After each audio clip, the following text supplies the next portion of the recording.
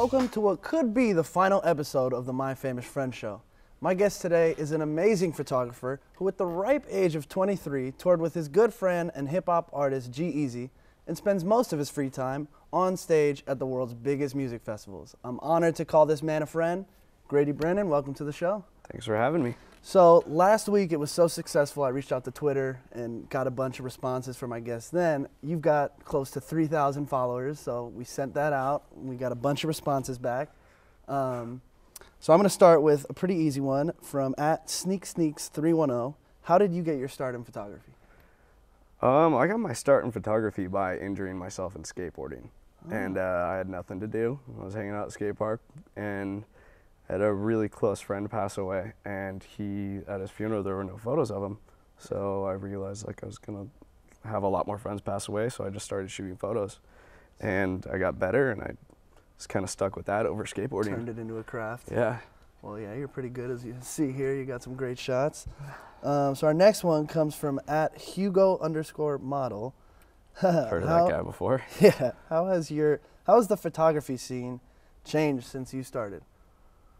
It's basically just been flooded with people on Instagram. Yeah. I kind of went on a Twitter rant a while ago about it.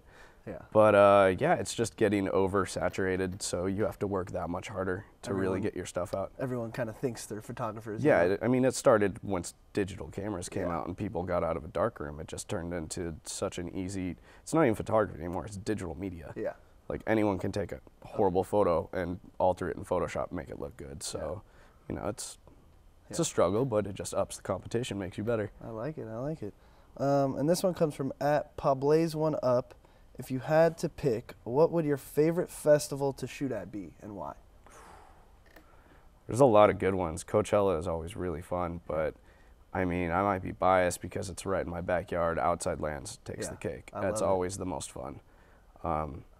Just shooting in a park that I spend a lot of my time in, hanging out in. I live right around the corner, so I'm there all the time. It's fun. And just, I mean, the music, it's always some of my favorite acts. Very diverse lineup every year, so I get to shoot hip-hop, EDM, rock. Yeah, rock and roll. Yeah, Metallica. Stevie was there a or couple to years ago. Willie Nelson. Like you can shoot everything. You could shoot Willie Nelson, Cascade, and Metallica at the same concert in one night. And yeah, so that's you can't really beat that. Outside Lands would be your favorite. Yeah, I'd stick with Outside Lands. You gotta stick with the Bay Area. Yeah. All right, and this one comes from @LindsayWinsey. If you could travel anywhere right now in the world, where would it be? I really want to go to Greece. I've never been to Europe. I've been pretty landlocked in America. Went to Tijuana once, but it's about the extent of my travels. Yeah. So yeah, I really want to go to Greece. Yeah. Or just Europe in general. Yeah, go travel Europe. Yeah, I'd need to get out of America. Yeah. I've seen a lot of America. Get some nice shots over there in Europe. Yeah. Got beautiful sights. Beautiful sights. Yeah.